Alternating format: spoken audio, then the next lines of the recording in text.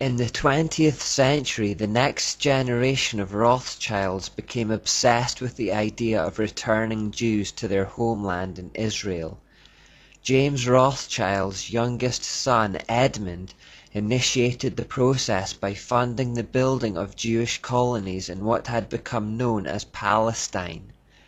In 1897, the Zionist Congress was formed with the intention of promoting the establishment of a Jewish nation. It intended to meet in Munich, Germany, but when the local Jews heard about it, they protested so much that it had to be moved to Basel in Switzerland. The reason for the protest was that the Jews were quite comfortable in their adopted countries and had no intention of moving back. This led the chairman of the meeting, Theodor Herzl, to state, "It is essential that the suffering of Jews become worse. This will assist in the realization of our plans. I have an excellent idea. I shall induce anti-Semites to liquidate Jewish wealth. The anti-Semites will assist us thereby in that they will strengthen the persecution and oppression of the Jews. The anti-Semites will be our best friends." So there was a conscious decision to have people turn on the Jews to make them uncomfortable in their adopted countries so that they would then have motivation to leave and go back to their homeland. Herzl was thereafter elected as the president of the Zionist organization, which adopted a red hexagram as their emblem. In 1901, the Jewish colonists began to feel like Edmund Rothschild was more of a hindrance than a help. They asked him to take a step back from the process to let them handle their own situation. Rothschild, demonstrating the controlling spirit of Jezebel, angrily retorted, "I created the Yishuf, I alone. Therefore no men, neither colonists or organizations, have the right to interfere in my plans." A couple of years later, in 1903, the Zionist Congress astonishingly appeared to hint at World War I a full 11 years before it actually took place.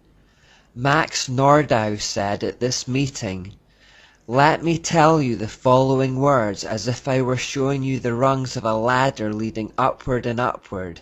Herzl, the Zionist Congress, the English Uganda Proposition, the future World War, the Peace Conference, where, with the help of England, a free and Jewish Palestine will be created." How did they know about a future world war ahead of time?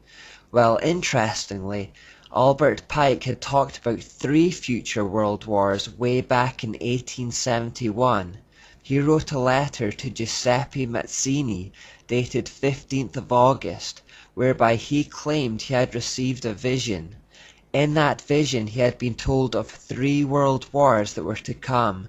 Each of them would work on the Hegelian principle, where they would clash 2 opposing ideologies together to create a specific outcome that would further the plans for a new world order. It should, however, be noted that the existence of this letter is now denied, and there is no hard and fast evidence that it actually exists.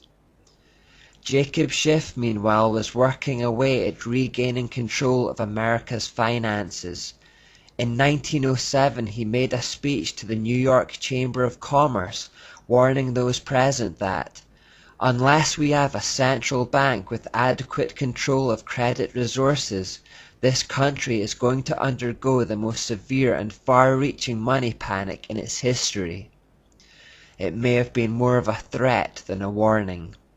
In 1913, the Rothschilds finally managed to get their way and established a 3rd Central Bank of America, which was called the Federal Reserve. That's the Central American Bank that still exists today. Shortly before the act was passed, Congressman Charles Lindbergh stated that, "The act establishes the most gigantic trust on earth.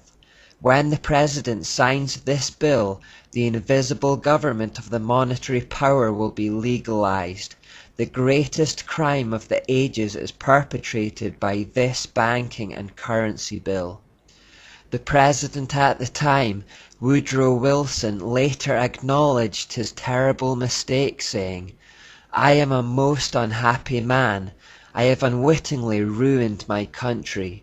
A great industrial nation is controlled by its system of credit. Our system of credit is concentrated. The growth of the nation, therefore, and all our activities are in the hands of a few men.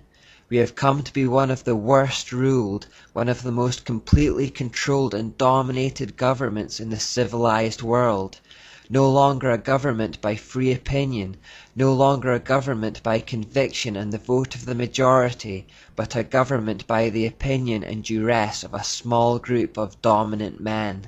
The Federal Reserve is today conservatively estimated to make $150 billion a year, but it has never had to publish any accounts, true to the wishes of Meyer Rothschild.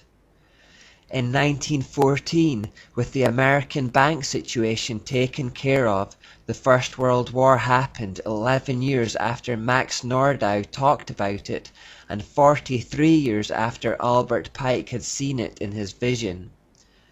On November 2nd, 1917, British Foreign Secretary and occultist Arthur Balfour issued the statement known as the Balfour Declaration.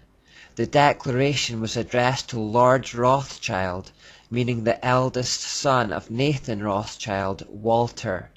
It stated that Britain was in favor of establishing a Jewish settlement in Palestine. And so it was. After World War I came a peace conference held at Versailles and hosted by Edmund Rothschild. The issue of Palestine was raised at this conference, and Britain handed the land over to the Rothschilds. As well as gaining a Jewish state from the war, the League of Nations was an attempt to bond nations together en route to a one-world system.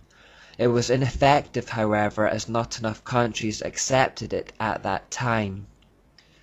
And so on to the Second World War. Pike's vision stated that the outcome of this war would be to create tension between atheistic communism and Christian capitalism. Pike felt that communism would be strong enough to balance Christendom, which would be then restrained and held in check until the time we would need it for the final social cataclysm. This capitalism v communism, thesis v antithesis, indeed established itself over the next 46 years. G.K. Chesterton saw what was happening. At times, capitalism and communism would appear to be in conflict, but this writer is confident that their interests are in common and will eventually merge for one world control. That policy outlined in Woodrow Wilson's Point 6 has never been dropped. Capitalism and communism are merely their twin mechanisms to destroy the sovereignty of Christian nations. They will merge them into the projected superstate. They are selling us into slavery and using our material resources for their own nefarious worldwide purposes. We keep seeing this same two-pronged attack idea repeated over and over, where both prongs appear to be opposing each other, but are actually just designed to bring about a third way, which is what the occultists wanted all along.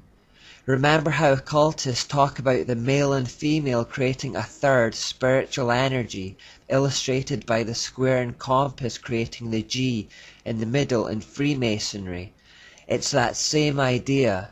Two opposing things coming together to create a third way. As George Hegel put it, thesis v antithesis equals synthesis.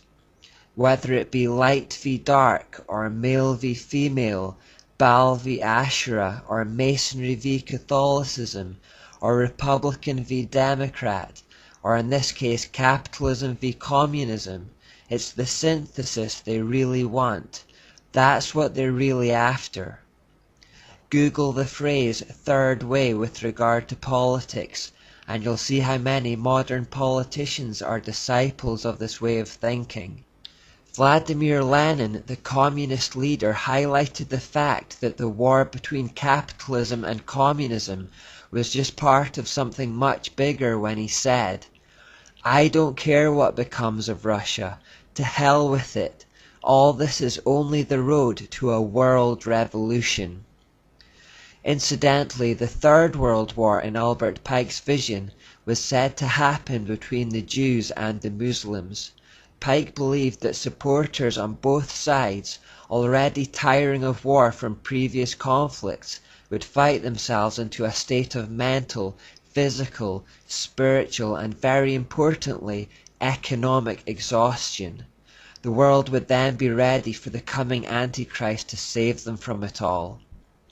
Albert Pike said of that time that, "We shall unleash the nihilists and the atheists, and we shall provoke a great social cataclysm which in all its horror will show clearly to all nations the effect of absolute atheism, the origins of savagery and of most bloody turmoil. Then everywhere the people will be forced to defend themselves against the world minority of the world revolutionaries, and will exterminate those destroyers of civilization and the multitudes, disillusioned with Christianity, whose spirits will be from that moment without direction and leadership, and anxious for an ideal, but without knowledge where to send its adoration, will receive the true light through the universal manifestation of the pure doctrine of Lucifer, brought finally out into public view. A manifestation which will result from a general reactionary movement which will follow the destruction of atheism and Christianity, both conquered and exterminated at the same time." Notice what he's saying here, that they would conquer and exterminate both Christianity and atheism at the same time. You see, the Enlightenment era that we've been studying in this third section gave birth to atheism, which was one of the hallmarks of the modern era. It was basically people trying to escape from God. But that period, defined by an increase in atheism, was only meant to be a temporary phase in the long-term plan, according to Pike. After the modern era, the world would then enter into what we now call the postmodern era, which is where we currently are today, a time in which people would move away from outright atheism towards strange religion, mystery religion. This represents the time when the mysteries would start to externalize themselves. They would gradually move out from the shadows and into the open. Mankind would come to be fed up with both Christianity and atheism, and would return to the synthesized mystery religion.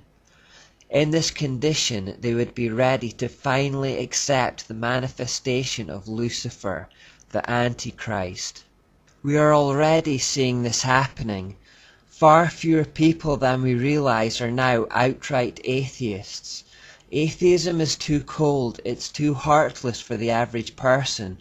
People want to believe they'll see their friends and family again after death.